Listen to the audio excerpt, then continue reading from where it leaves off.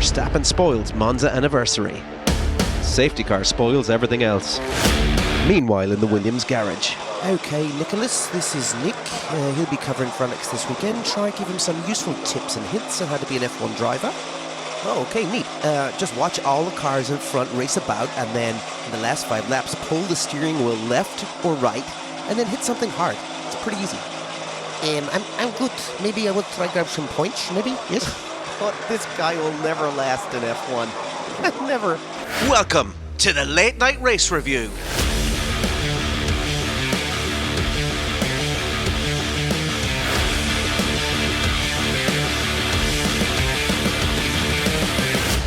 Welcome back, everyone, for the Italian Grand Prix episode of the Late Night Race Review. I'm Dave Jericho, and with me, as always, is Owen Scott. We're without Isidro this week, so hopefully that's worth a like, follow, or subscribe. So get hitting those buttons, or we're bringing Isidro back for the Singapore Grand Prix. Also, to let everyone know, we have started doing live coverage of the races over on Twitter. So don't forget to join us over there for the Singapore Grand Prix, where Scotty and Isidro will be giving live updates on all the action as it happens. For now, though, let's get back to today's action at Monza. It was a pretty anticlimactic end to the race after a long-winded build-up. And we had our podium sitters ended up being Max P1, CharlesLeclerc P2, George Russell P3. Unfortunately, though, that was being decided behind a safety car, which we will get back into in a little bit time. But let's start off with a positive question. Scotty, how disappointed were you?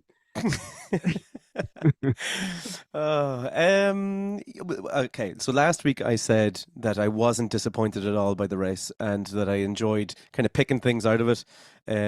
This week, I'm kind of on the same sort of plane, but I was a little bit bored by this. The ending of it was quite disappointing.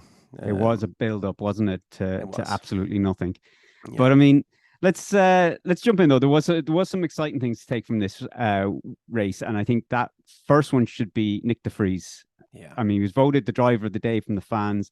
I mean, what a absolutely fantastic performance on his debut weekend, and he sort of highlighted how far off the pace Latifi was. Is as an F1 driver. I mean, he started this weekend in FP1 in an Aston Martin. Then that was on the Friday. Then on the Saturday morning, he gets the call to say Albon has an appendicitis, won't be driving. So he doesn't even get a full FP3 session in. They have to obviously adjust the seat, the harnesses, the whole setup for the car for him. So he gets 30 minutes of a run out in FP3. Then goes straight into qualifying where he out-qualifies Latifi for P13, Latifi finishing obviously in P16. Now, obviously, with penalties and stuff like that, he started P8 alongside MaxVerstappen. And then goes on to finish P9, getting a points result on his debut, and Latifi finishing in P15. So, all right, let's start off. So what do you think of his drive today? Obviously, that's the first one. Obviously on his debut. I mean, surely this has put his name in contention now for, in the conversation, should I say, for one of the open seats for next year, if not even Latifi's seat. Yeah. Before the race, the Williams team CEO was asked what is the future of Latifi, and he's quite coy about it. He kind of pulled back and he was like, "Oh, we're not going to decide anything yet. We're just waiting to see what happens." Blah blah blah blah blah. And he was talking positively about Nick as well. I think after today's performance, how can you not look at him for any of the open seats, but for Latifi's seat for next year? Yeah. Unless, like, as we said before, unless Latifi has some really rich uncle that is giving Williams money, a la Haas situation with the Russian oligarchs, I don't see how he keeps his seat. He now has more points for the season than Latifi has. It's absolutely ridiculous. I mean, it just goes to show. I mean, I always thought, I think everybody thought as well that the Williams were so far off the pace. And then when we saw, like last season, when you saw George Russell, we kind of went, well, George Russell's outperforming that Williams. Like, he's driving that Williams beyond where it should be. Same then Albon comes in and we're like, Jesus, Albon sort of taking up the torch from Russell, and he's outperforming that Williams more than it should be. And then De Vries comes in and sort of puts it where you would imagine Albon would have stuck it this weekend. So I don't think the question now is, okay, Williams are a back of the grid team. I think it's more a question of Latifi is has just been underperforming this whole time and has been fucking letting the side down. So Absolutely. I mean, surely even with, you know, look, we've been saying it all season about Latifi's pace, and I mean, even if De Vries doesn't take his seat, he's got to be gone anyway for a different driver. Surely, I mean, I know the guy. I know at the start before the race they were saying that, you know, they were being a bit coy about who was going to take that seat, whether I'm saying that Nick was still in the, or Nicholas Latifi was still in the conversation. That's just got to be for show during contract negotiation. Surely he's gone. End of story. Yeah, you can't keep that seat after what happened this weekend. De Vries was phenomenal, absolutely phenomenal for a young lad to come in like that and be as nervous as he was, and you could see it in was it qualifying that he had the little run through the gravel trap. Yeah. And I know that was to do more with the steering wheel that he had in the car. Oh, actually, sorry, no. The gravel trap I'm thinking of was in FP3, but he in qualifying, then he had that lock up then on his final final hot lap as well. Yeah, it was going into one of the chicanes. Yeah. And it's come out to say that they changed the steering wheel. It was more like a Schumacher style steering wheel in that one, as opposed to he chose then the Albon setup on the steering wheel. He was a lot more comfortable with that setup. And that was a large reason why that mistake happened. So, like, Latifi, I don't understand how he can be there, how he is still there even. Yeah, is beyond me. He's just, and I thought it was strange now that even the pundits were jumping on this bandwagon, sort of saying that he's just not good enough. And you're like, where were you the whole season when this was like, you know, you may have sort of gently raised the question about his credentials in Formula One, but I mean, every F1 fan has been screaming that he's not good enough for the sport. But I mean, again, like I said, De Vries comes in. I mean, it was great to hear him being interviewed after the race, and he was sort of saying about his nerves and stuff like that. Sort of, I don't know, it sort of makes drivers more human or something like that when you see them kind of being honest about. He was saying he didn't sleep at night, that he didn't sleep the night before, you know, the race. So last night, but he didn't sleep last night. He had trouble eating breakfast. He was so nervous. I just think, you know, that's brilliant. And then comes in, puts it, even with those nerves, puts in a performance like that on your debut, picks up a points finish. Fantastic. Yeah, I mean, look, give him the seat now and cast out Latifi. Be done with it. Can I just say, can you imagine like how excited Williams would be if they had De Vries and Albon next year? That's a hell of a team. It's a great lineup. That's a great lineup for next year. And I have to say, like, because I know poor Mick could be without a drive next year, depending on what Haas decide. I mean, it may suit Williams to still go with De Vries and Albon over Mick Schumacher. Yeah, but that's another conversation anyway. But yeah, great drive from Nyck De Vries today. Long may it continue. Hopefully we see him in 2023. That would be absolutely fantastic. Yeah. But let's talk about that safety car that took a big shit in our cornflakes and left the fans awfully annoyed. Like before the safety car came out, I think the best we were hoping for was that Sainz possibly might have caught George Russell before the end of the race, maybe sort of with a lap or two to go, and we might have had some sort of excitement on track. But then Daniel obviously stopped on the side of the track, full safety car comes out, and there was the possibility then the field would bunch up and we might get a couple of laps of full-on racing, a bit of chaos, bit of excitement for the end. But it sort of wasn't to be then. It took them a long time to clear Daniel's car. Safety car came out at the wrong time, came out late, so basically it picked up George Russell instead of picking up MaxVerstappen. Yep. Delayed letting the cars overtake. It was a little bit of a mess in terms of how the safety car was deployed and how the whole procedure went. But they did follow the procedure. They went by the book, right? Yeah. So here's where I have a bit of a disagreement. I saw straight after the race, I saw on social media, I saw the commentators on Sky, I saw the pundits on Sky. We're all calling for a full red flag and a standing start. Saying it would make for a better spectacle, harped on after the race that the FIA needed to take a look at this.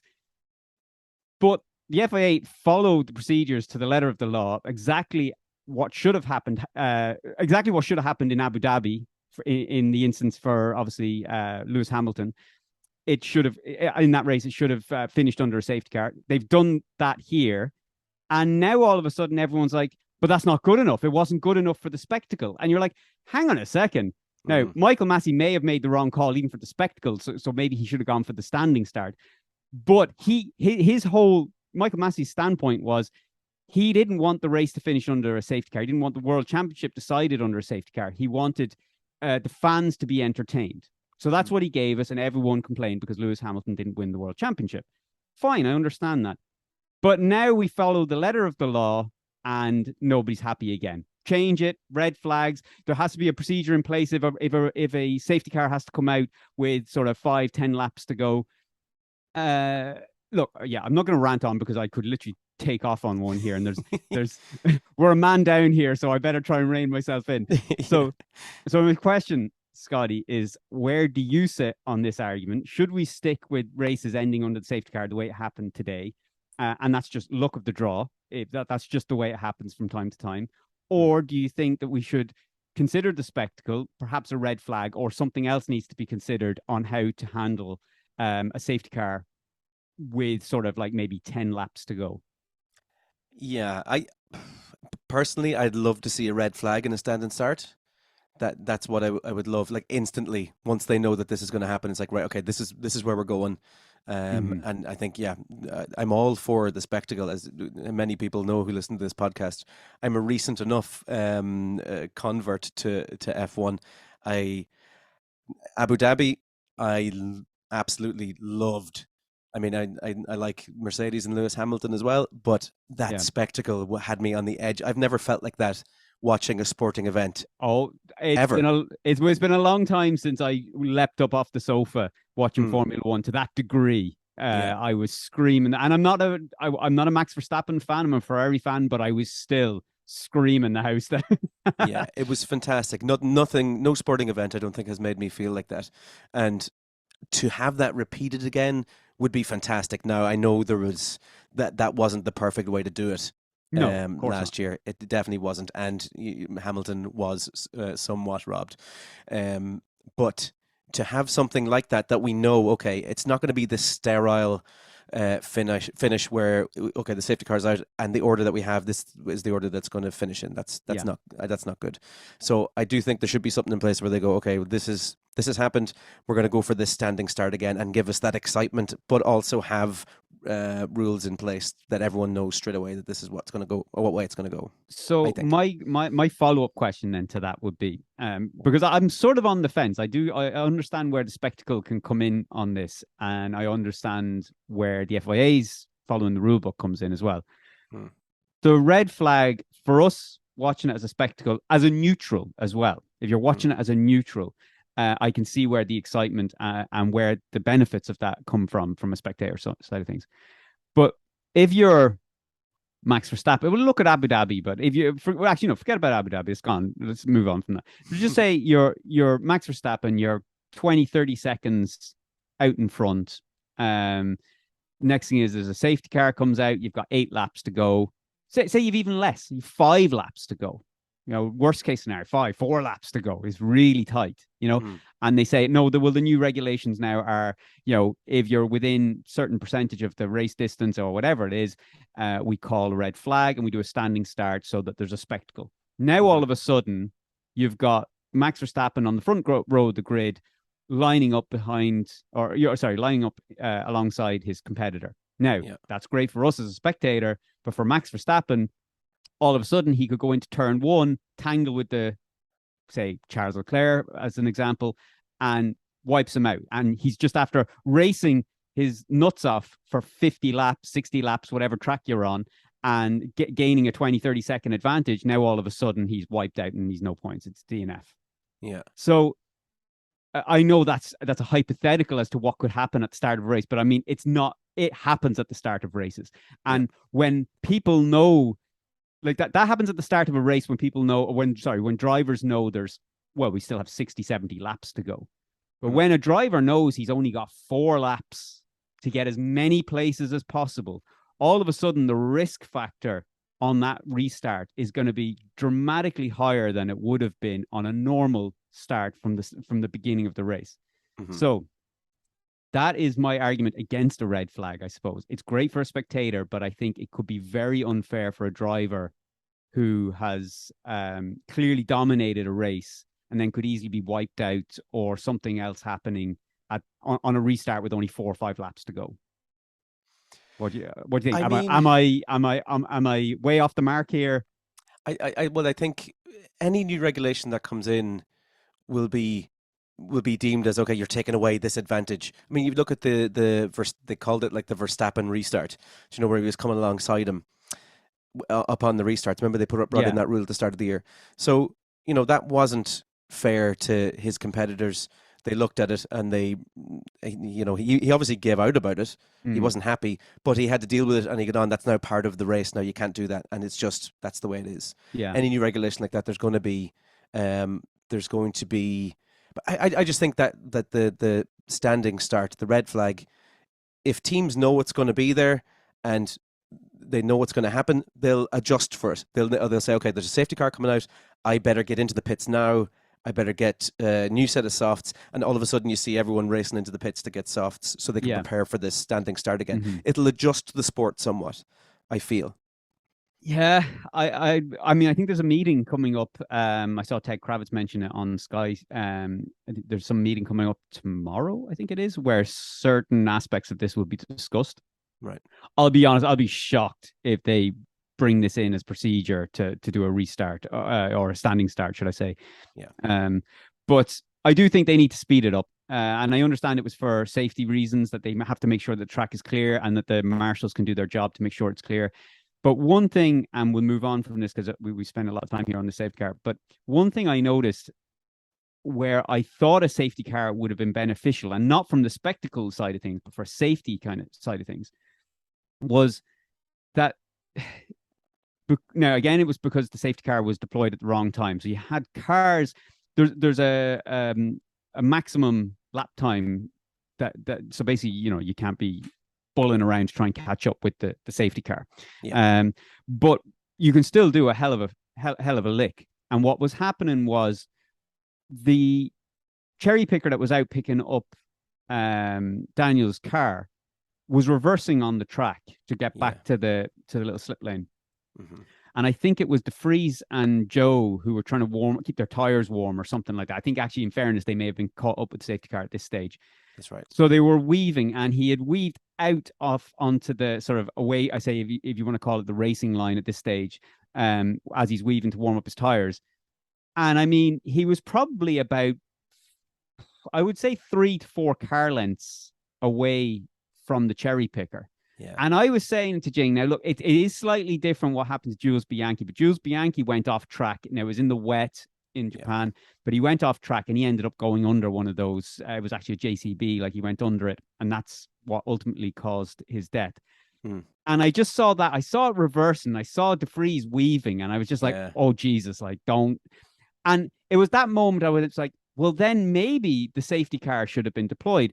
And then I saw afterwards that the stewards had mentioned, I don't know whether, and I don't know what the outcome of this yet, is that De Vries and Joe were either reprimanded or there was some warning put in, or they're being spoken to in regards to erratic driving related to the warming up of their tires behind the safety car. Sure. And you're like, well, that's what every driver does in the safety car. Like, you know, I mean, I guess they were blindsided and couldn't see that there's a fucking cherry picker reversing up the track. Like, you know, so if that is going to be a danger, then that case, a red flag is the safety protocol. Yeah. Anyway, look, I could rant for ages on this, but I don't know. Yeah, look, there was a lot of things done right and done wrong, and we'll see now. Probably before the end of the season, we'll probably hear something more about this as to what they're going to do.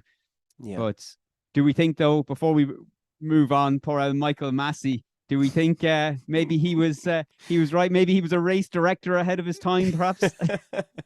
How he dealt with it wasn't fantastic. The idea behind it was, we know F1 is a sport that is driven by money and they want more revenue. And that's just what he was giving them, but he just did it the wrong way. F1's all about innovation. Michael Massey was a trailblazer, innovating rules on the fly. Yeah. All right. Well, look, let's talk a little bit about the race. I mean, we have Max Verstappen, who was our race winner today. Great drive from P7. Um, Only one more race for him now, and he's won his second driver's title. Do we think he's? Well, actually, what do you think of his race today? I mean, there wasn't probably much in it. We knew what was going to happen. He plowed through the pack from P7. I mean, I think by the end of lap 1, he was already into P3 or something, P4. He was P4 or something like that. P4, I think, yeah. And he was just carving his way from there. So, what do you think of his drive today? For what it's worth, and do you think he'll take the title in Singapore? I think that he should start from the back of the grid every race. I think that's phenomenal watching him carve his way through. And performance-wise, he never really, excuse the pun, left third gear. I don't think he even got out of third gear in terms of his performance.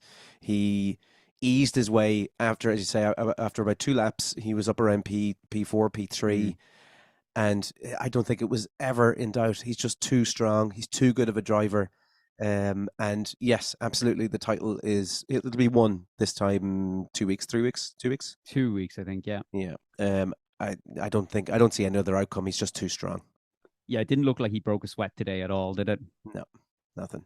I mean, Leclerc and Ferrari they didn't have the pace at all to compete with Red Bull. Charles coming in P2. Like, it was an incredible drive as well from Sainz from P18 to P4. Phenomenal. So, I give him credit for that. Absolute brilliant. I mean, I think he had a new engine in that. Well, he did have a new engine in that. That's why he was at the back.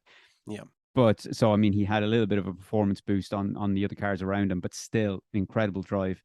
And I'll give Ferrari credit as well. I mean, Damon Hill was a bit harsh on them, saying that they made a knee-jerk reaction. I know it's very easy. We've absolutely rattled into Ferrari on our podcast like there's no tomorrow. Yeah. So it's very easy to do that. But I think Damon Hill just didn't know when to hit the brakes, and he launched into them again today. Yeah.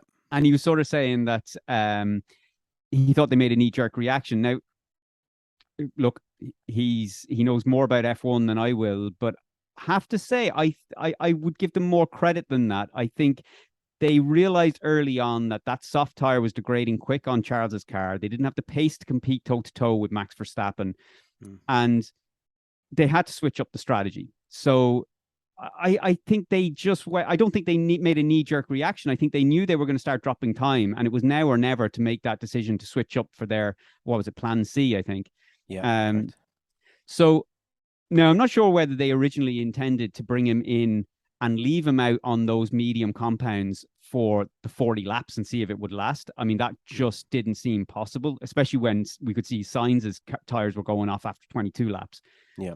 But obviously later on, when he was out on those mediums, they started calling with the radio calls and asking was plan C the option to go with. Yeah. So, yeah, I'll give them credit for that. I think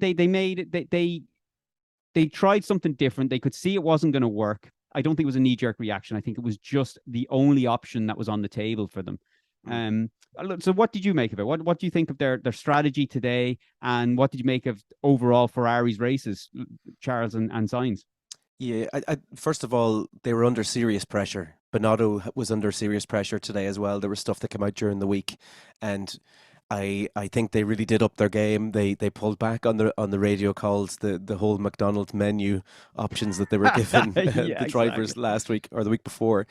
And I think the calls, when you say knee-jerk reaction, I mean, they can only really largely react to how Verstappen performs on a day. Well, just to say, when Damon Hill was mentioning knee-jerk reactions, he felt that they should have left Leclerc out longer and extend that stint longer. That was why he thinks they reacted too quick to change their strategy.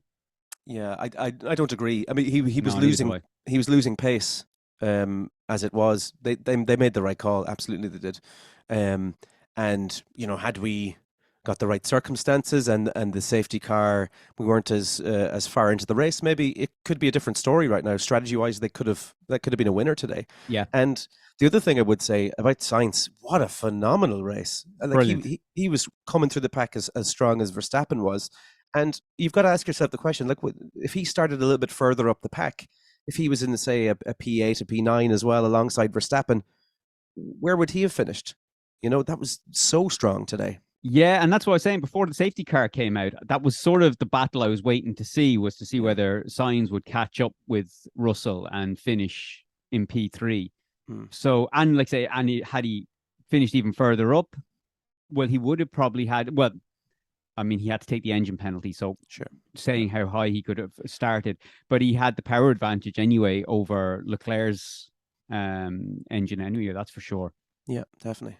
But I mean, it's turned into a strange one for Ferrari this season, because it's weird. It started out with us kind of looking at them as title contenders, Charles being obviously the main one we were looking at for the driver's title, and looking that maybe Ferrari would be getting the constructors as well.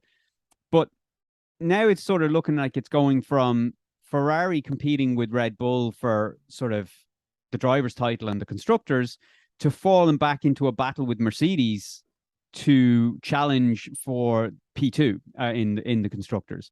Yeah. So I mean, we had another podium from Russell, P3, and again, like Sainz, a phenomenal drive from Lewis going from P19 to P5. Yeah. So what do you think now? Like, do you think Mercedes are in the fight with Ferrari now for that second place? Absolutely. I think so. Six races left. Russell is Mr. Consistency, and I think there's only 30 something points in it, is there? Let me just actually quickly in the constructors. In the constructors, double check that. There's 35 points in it. Yeah, I mean that's not a huge margin when you look at how well Russell is performing. I know, and Hamilton as well. Like if they can two races could see that close down. Absolutely, yeah. 2 races could see that close down. No engine penalties, and Mercedes are right back in there. Yeah, so I absolutely agree. Now, I'm going to say something controversial here. Because I'm a Ferrari fan, this is probably even, and I'm sure people who are Ferrari fans listening will absolutely slate me and say I'm not an actual Ferrari fan. But this is what I'm going to say. I'm actually rooting for Mercedes to beat Ferrari. Because I feel that Ferrari have caused this themselves. And sometimes you just have to watch the world burn. And this is that very moment that I just want. It's like, you know, you just want to see how bad it can get. Yeah, I mean, as an F1 fan as well, you want a little bit of interest going into the end of the season, and Red Bull are too far ahead. I think that's done, and that's done. Yeah, you know, I think Mercedes and Ferrari is the only real, apart from Alpine, McLaren maybe, is the only real fight to watch out for now in terms of constructors. Yeah, I think, and actually I wasn't going to mention it, but yeah, on McLaren, it looked like McLaren to start picking up their pace against Alpine. Like, so, I mean, six races left. Yeah, McLaren, like I thought now it was done. I genuinely thought that Alpine were probably going to sort of secure that 4th spot in the constructors, but I think now McLaren might actually secure that. Yeah. So Lando keeps getting those 7th places, and Ricciardo maybe picks up a 10th. You know, different story. Absolutely. And I mean, look, it's it's strange. It's gone from, again, a team who's fighting for constructors, the constructor championship and the driver's title, and they may end up finishing maybe 3rd and 5th in the driver's title and maybe 3rd in the constructors. I mean, what has happened? So, I mean, look, we will wait and see.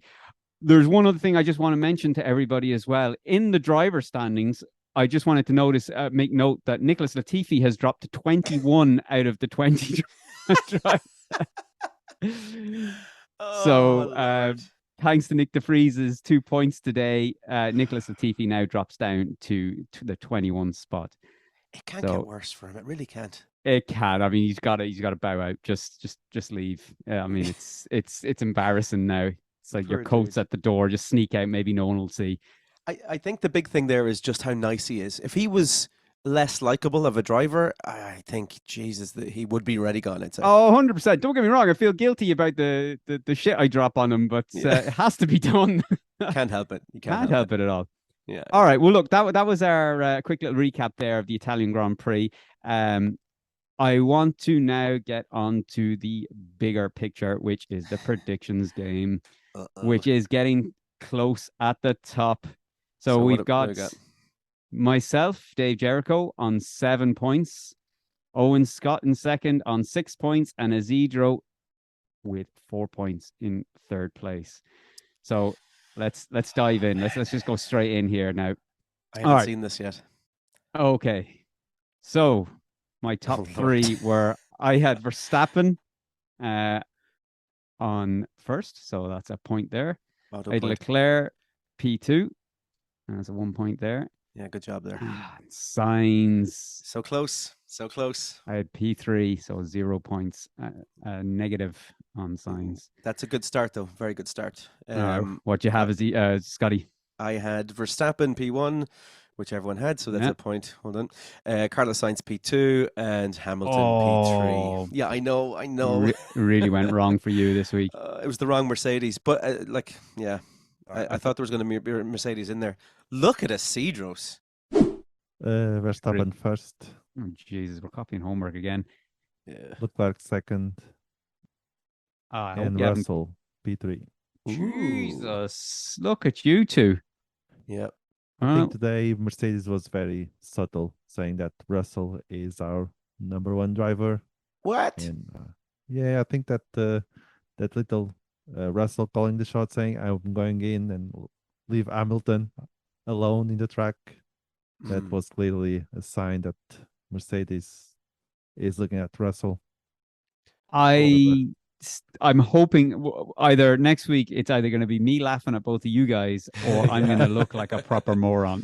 Do you remember? I says I'm either going to be laughing at you two boys or crying about it. Oh, man. All right. So we had Isidro, as he's not here, I will call his out. We had Verstappen P1, Leclerc P2, and Bastard had George Russell P3. What a week to be away as well. This happened to me as well, actually, didn't it? I had a really good call and I was away that week. That's right, yeah. That's right. Yeah.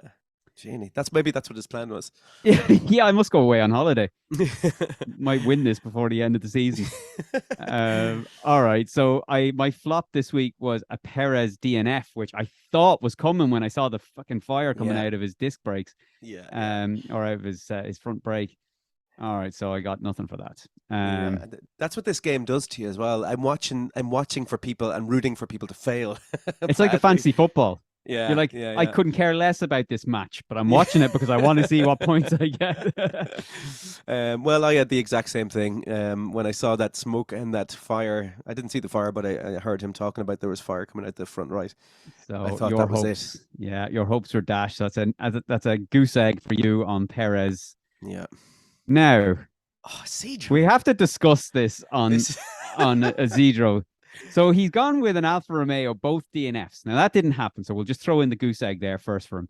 But last week he had both Aston Martins as a double DNF. Unreal. I mean, he was a week out, but I mean, he's onto something with these double DNFs. I know. For the remainder of the season. And I saw the first. I think Vettel was first. And when I saw that, I was just kind of on the edge of my seat, just waiting for something to happen, and then it did. I was like, "Oh my god!" Unbelievable. Crazy. All right. Well, my surprise now. This is controversial here. No. I'm getting nothing for this. No, I'm not going to bunch it. This is disgraceful. Because it's all right. Okay, well let's. I had Albon to finish in the top 10. Now his sit-in driver, his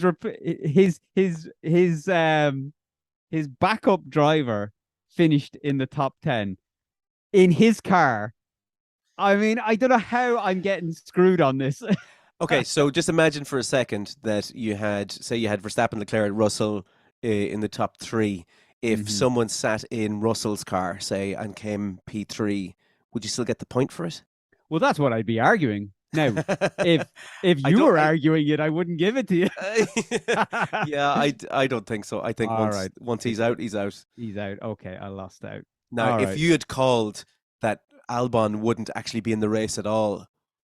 If I had called De Vries in the top 10 before I even knew Albon was going for an appendicitis, I would have given you 5 points. That would have been amazing. I would have just won the season over. Yeah, imagine if you called Albon's appendicitis. I can just tell by looking at him. I can just tell. You just tell he looked a bit gassy. My surprise this week was Lando Norris P4. Sorry, best of luck to Alex Albon. Hope the surgery went well.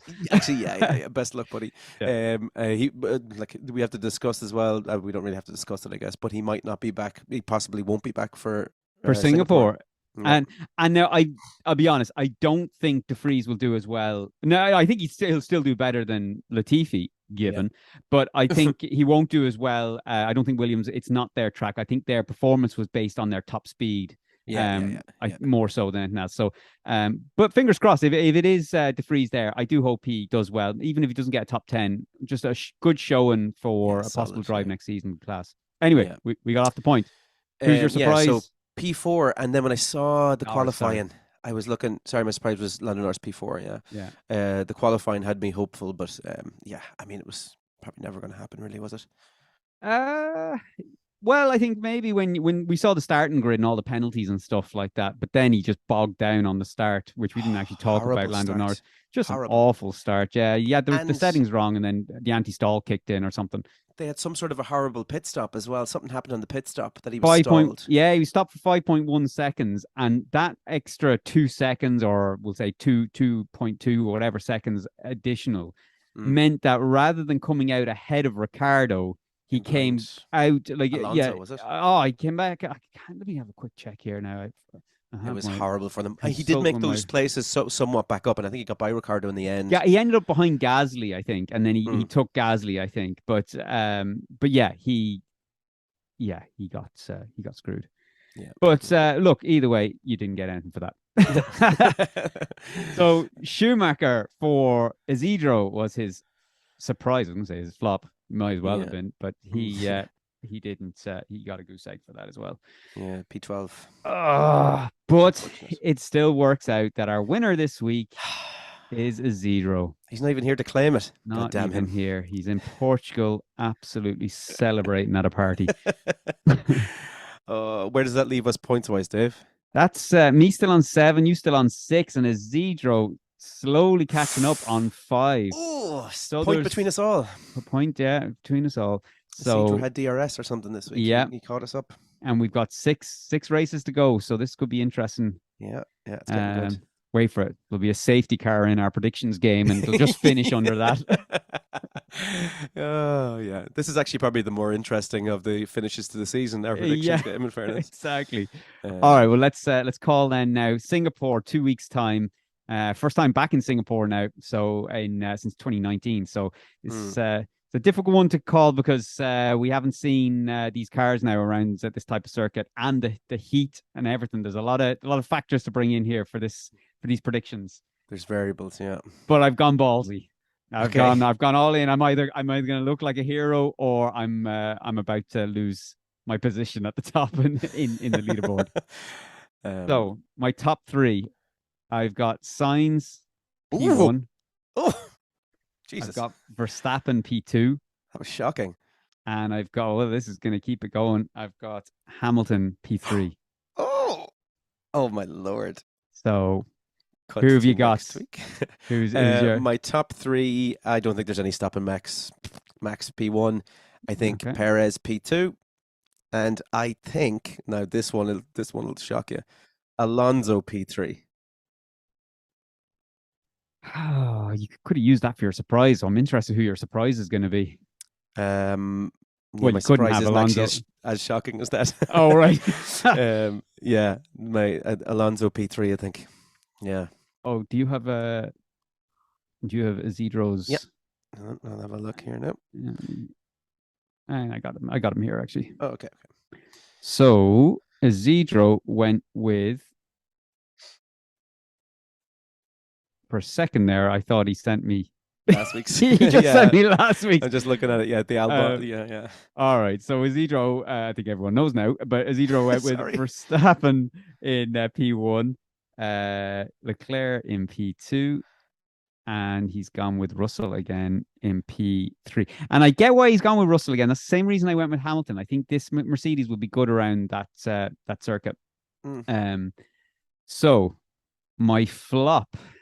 Right. For Singapore is going to be Leclerc with a DNF. Oh. I think he's going to crash it. I think he's going to stick it in a barrier or something.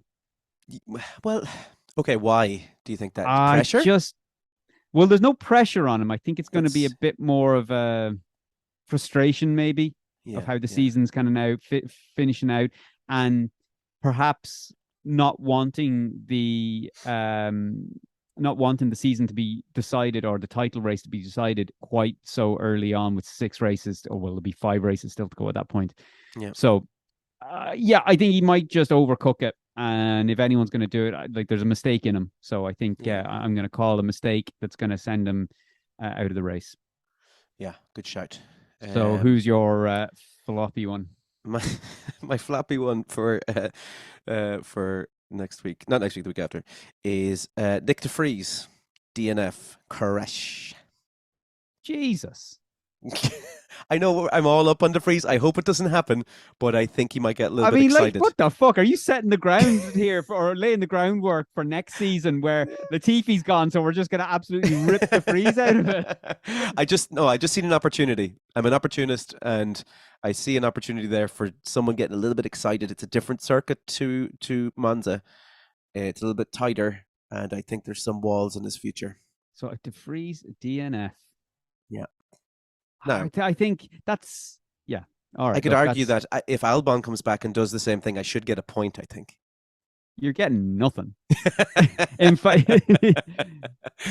I would have given it to. I would have given you. No, do you know what? I don't want it. I would have still given you the point. And although actually no, that would have given me a draw with a Zedro for this week. Yeah. Had you given me that point, so I would have earned a point, and you would have stretched my lead. Okay, so yeah. Couldn't do that. Okay. No, I don't want that. I was only joking. All right. What was Zedro's flop? Zedro's flop is all right. So he's given us some notes with it as well. Yeah, that's so he's got Carlos Sainz with a DNF, and the notes with it says Ferrari will screw up somehow, and I wish I could throw that into a Portuguese accent. Yeah, I'm not going to attempt it. All right. So. My surprise, is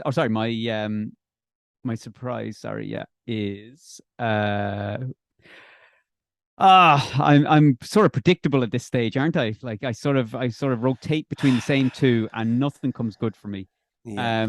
But I just have a feeling the Haas could maybe do okay. I know, I'm a fucking idiot.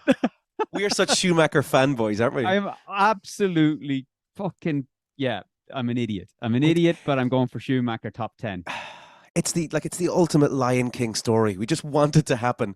Like Simba returns and takes over the pride. It's like that meme of it's like that stick figure holding the stick, that cartoon drawing with the stick, holding the stick, just poking like, Schumacher, do something. Like, that's just kind of what I'm doing now. Like I'm just poking him with a stick for the rest of the season. Just do something, please. I'd love to see a version of the Lion King where he comes back and he does mediocre and like Scar still runs the pride. I'd like to see that. All right. What do you got for your surprise? So my surprise will be, I think, Valtteri Bottas in the top 10. Is that a surprise? Is that good enough? Top 10, sorry. I knew top 10. Hang on a second. I was doubting myself briefly. No, he went out today. We had a DNF and he didn't do too well the week before as far as I can remember. I'll get you the exact result. Yeah, and do you know what? Let me go for, where did he finish in the Netherlands? Bottas finished. He had a DNF as well. Oh, he had a DNF. Jesus. Okay. He's not been doing well recently. I'll go as far back as Belgium. Jesus, he had a DNF in Belgium as well. Oh my God. Yeah, he's been terrible recently. And I havened even, to the point where I haven't even noticed him. I haven't noticed. How have I not noticed this? He had a DNF in he had a DNF in Hungary as well. France. Oh, did he? Holy moly! How far going back? That's 4 DNFs in a row. What the? Did he DNF in France as well? No, I'm just on France here. He finished 14th. 14th in France. Oh, I'll be honest. Even just off the last 5 races, I'll give you Bottas top 10 as a surprise. I haven't noticed him. I didn't realize it went back that far. The best result he's had now was Austria. Back in Austria, he got a P11. Not a great season for Bottas, is it? I'm more stunned. I can't believe I didn't put that together, that he's had 4 DNFs in the last 4 races. And a DNF in Silverstone.